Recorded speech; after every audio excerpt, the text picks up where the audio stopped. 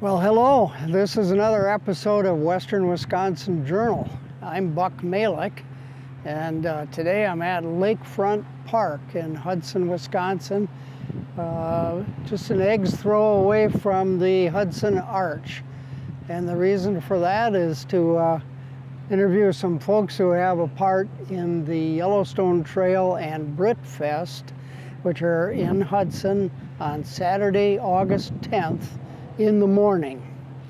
Registration around 9, show between 10 and 12, and Jackie will give you more details later. I'm standing next to John Steenis, and I'd like you to hear from John about this marvelous Jeep that he brings to the show and has for the last few years.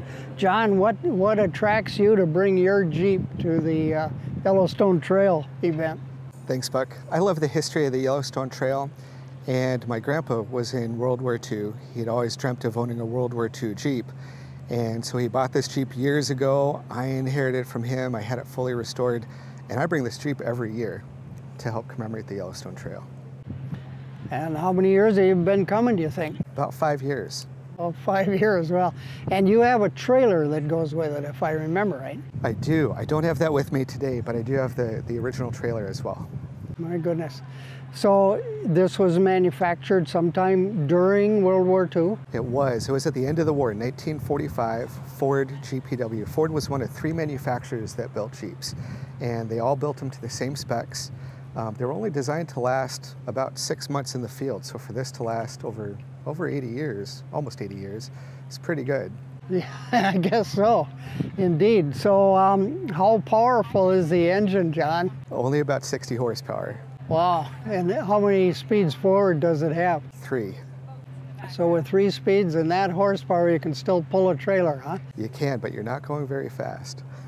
Maybe not going up Pikes Peak either, huh? No. That's great. And what kind of brakes does this have? It has drum brakes, not the modern disc brakes. Right, but that's adequate for the kind of load and the Jeep. It is, yeah. Yeah. So have you, did it come with turn signals? It did not. No turn signals, brakes, and blackout lights, which they used during air raids so that they would go black and not signal the enemy, but only brakes and brake lights and a blackout light. A blackout light. Oh, very interesting. Now, you usually park right near the arch, don't you? Just behind me? Just right in back of us. Yeah, so when people come on August 10th to look for you, they'll find it really easy to find you. They will. Yeah. Now, what about if they want to, if they want to manipulate things, they want to get in there and work the gear shift lever? What's the word on that? Well, they're welcome to take a look, but a lot of us have a lot of money, a lot of time into our vehicles. Not just me, but everybody, you and everyone else who attends. And so we'd appreciate if people would come and take a look at things, ask as many questions as people want. We all love to talk about our cars. We spend a lot of time on them, but ask if you want to get in or take a picture inside. It's one of those sniff but don't scratch deals. Exactly, exactly. All right. I see there's a shovel attached on this side. Have you ever had to use it to dig yourself out of snow or sand or something? Thankfully, not yet. But you know, they designed these Jeeps to work in a number of different environments. In fact, these loops on the side, GIs could pull these loops up, 2 GIs, front and back, could pull this up. The Jeep could sit on its side and they could work on the entire bottom of the Jeep. Also, if something ever went wrong with the engine at night, the headlights actually flip up, so they shine back at the engine. So there are a number of things that were designed into the Jeep so that it was repairable in the field. Well, isn't that interesting? Remarkable. Little American ingenuity, I suppose.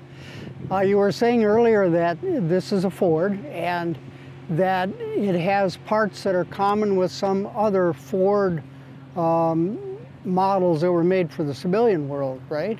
Yes, so in fact, they had to develop and manufacture this so quickly for the war, as many other things too, that Ford and other manufacturers went back to what they had previously designed and what they had in production. So for Ford, that was the Model A. So there are many, many parts inside of this Jeep, whether it's the steering column, the switches, some of the gauges, a number of different things that actually come from the Model A.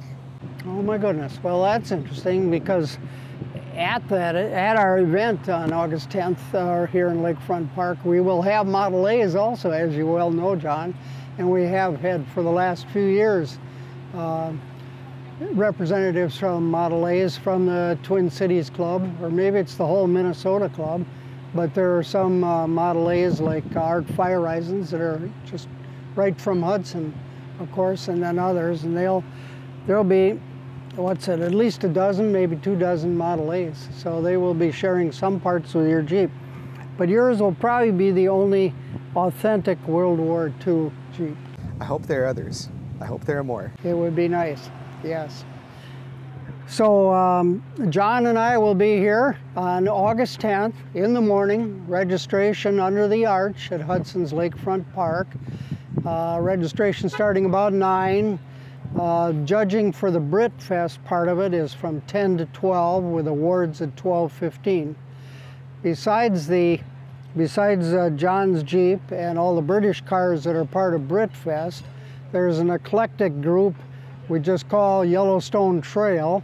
Any kind of vehicle could be a part of that, I guess, as long as it's vintage. And then there's the Model A's that I mentioned earlier. Some beautiful Model A's will be here. So we'll see you at the park on August 10th.